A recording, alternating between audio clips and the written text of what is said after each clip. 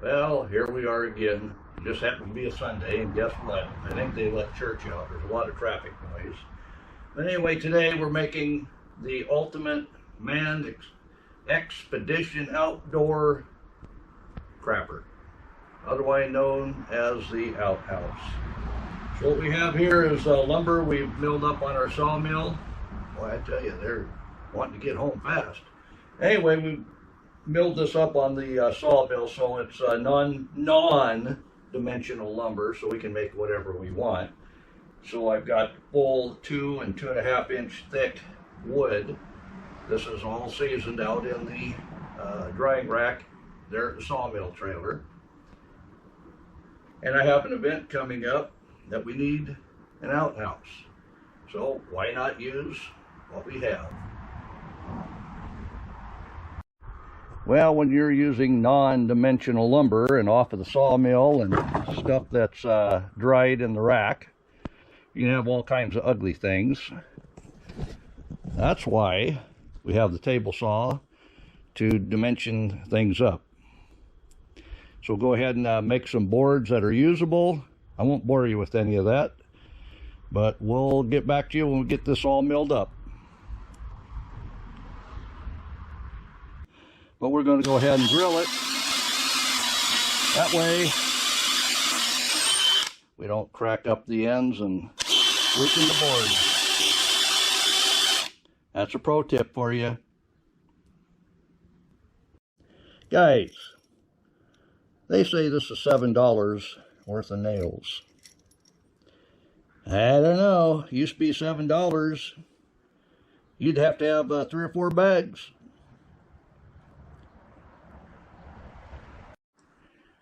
All right, this is an outhouse floor. It's not rocket science. And it's going to fit on the front 41 inch. So from that board to the front, 41 inch. Well, the best plan is to keep your boards narrow. That one's a little too wide. I think it's going to crack.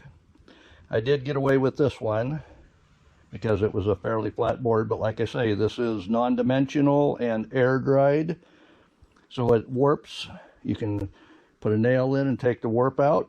That's what I'm doing. This is just an outhouse. Come on. All right, next step, build 2 of these frames that fit right over the hole there. And I'll do a 16-inch corners on each. Put a couple on the back, couple in the front, and we'll have our box. Well, there you go. We've got our box with the front face on it. Don't have to worry about the sides or the back, because the siding itself will nail right onto that. So this is the only part that we'll need. We'll go ahead and make a seat for it, figure out where we want our holes, and we'll go from there. Well, how many of you can say you got a one-piece board that will fit the top of your outhouse for the seat? That's right. You may have a live edge on there, but it fits.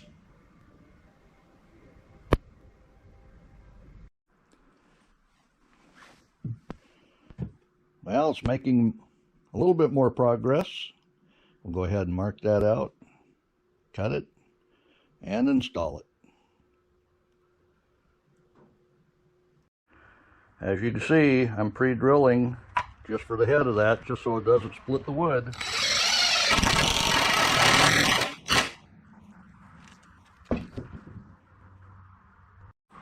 So as you can see, I've made the roof section, and I made it as wide as and as long as the base is, because with this build, there's not going to be any uprights holding this up. It's all going to be the siding. Save a lot of money, save a lot of time, save a lot of wood. All right, what we have to do now is set that base before it gets too heavy. And we've taken the post hole digger. Everything's dry, so there's no way we could break into that ground, but now that we have it all busted loose and that deep, we'll go ahead and dig this out by hand. All right, now that we have the hole cleaned out, we're going to get us a no-ended barrel, and this will keep the critters out of the outhouse. I'll go ahead and put some rocks and whatnot around the edge. Like I say, that'll keep stuff out of it. We'll get the platform out here and get it set up, and we can finish the rest.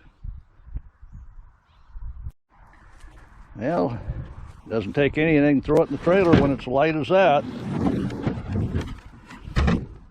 But we'll go ahead and get it set up over the barrel and get things adjusted.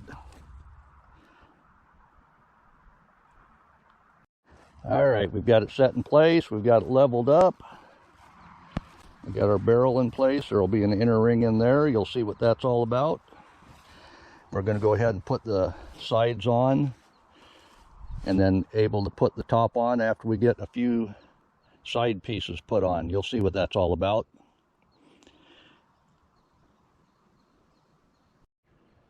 And I took a little bit of time to resaw the siding that I'm using. That way I have straight edges. As you know, as wood dries, it shrinks, so we get all kinds of odd angles, so resawing it is the way to go. All right, we've got 2 boards cut for the back corner. That will set the angle. I'll show you what that's all about. We'll do all this on time warp.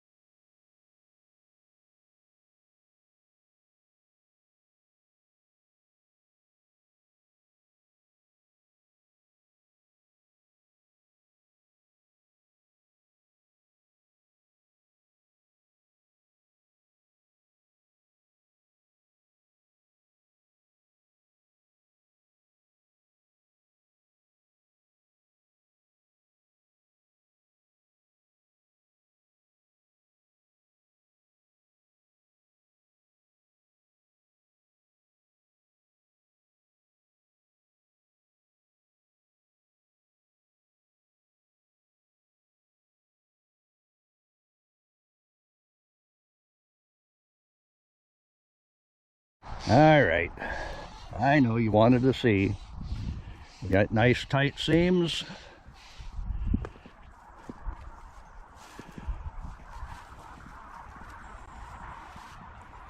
Everything's coming together. That's as tall as my pieces are. Obviously in the back they'll be cut down, so I wanted to make my first board at the height that 80 inches gave me. You can make this as tall or as short as you'd like, but this is a size I'm making. So these boards, they're just holding that up. I'll go ahead and start filling from here. We may have to move that board, but that's part of the process.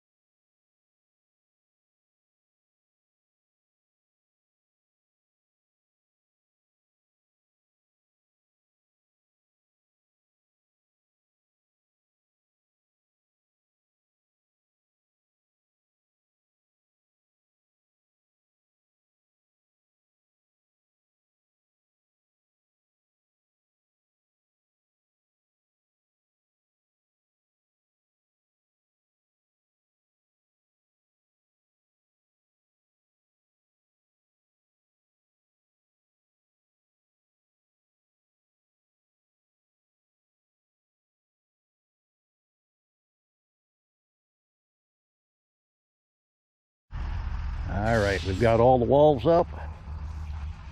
Next project is making the door frame.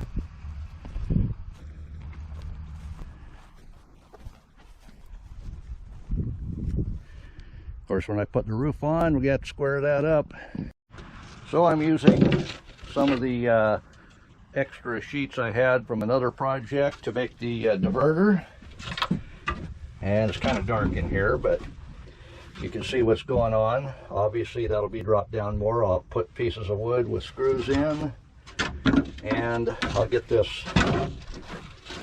set in place and show you what I've done to support that. All right, we've got it screwed in the front and the back. Let me give you some light there. So you see, it will funnel everything down. We'll go ahead and get the seat put on there. I think we got it made. Well, we're making us a door. It happens to be 6 foot tall. And the width of the 5 boards I used just happened to be 27 inch. So I'm going to work with that. You can do a 24 inch door to a 30 inch door. But the way I'm building this, 27 worked just fine. So using my masterful woodworking skills, I've made this door. We've got our cross buck. And I found these hinges. They were about $17. I think they're going to work well, give a good support to the door. We'll go ahead and make the frame for that to fit on. Well, there you go. One door frame made. This is the bottom. We've got our hinges on. Oh, I know you busted me. I got screws in there, but this is a moving object. So screws are going to hold better than nails.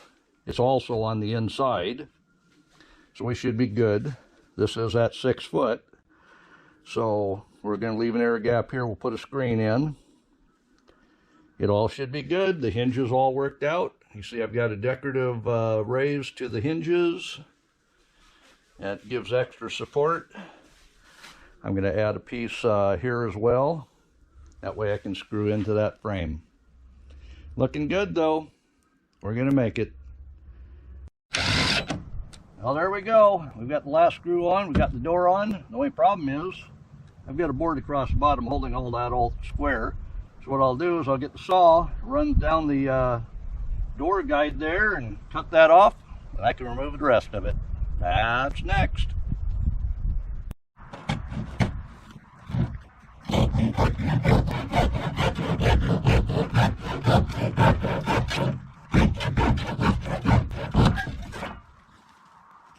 That's the first one. There we go. One working door. So we can go ahead and go inside here. See, there's plenty of room to come inside. Close the door. Yes, we are a open-in door. That may be controversial, but hey, there's plenty of room. Go into a Walmart bathroom, try that small one. They open in as well. Well, this is that board that was holding the whole thing together, but I couldn't take it out until we were square and screwed on, and then it was on the inside. So you saw how I took care of that. And just like that, we can do our next step, which is make that door lock. Because right now, I don't have a lock. Of course, I need a roof too.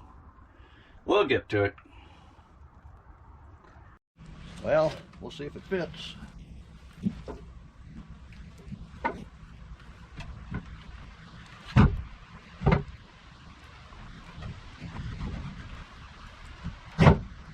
Like a glove. Oh yeah. I love it. I'll show you.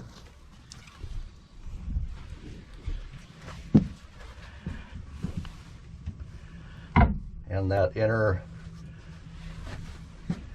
I don't know if you can see it in the dark there. That's all where it should be. It should funnel everything right down below.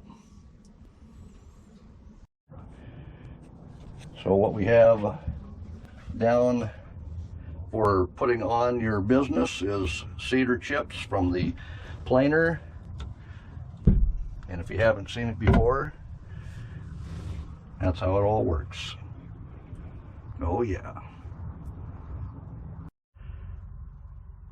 In the summer, when it's hot out, you might leave the door open. If you saw somebody coming, if the door was on the inside, you could just give it a push close. That way, any oncoming person would know, yep, there's somebody in the outhouse.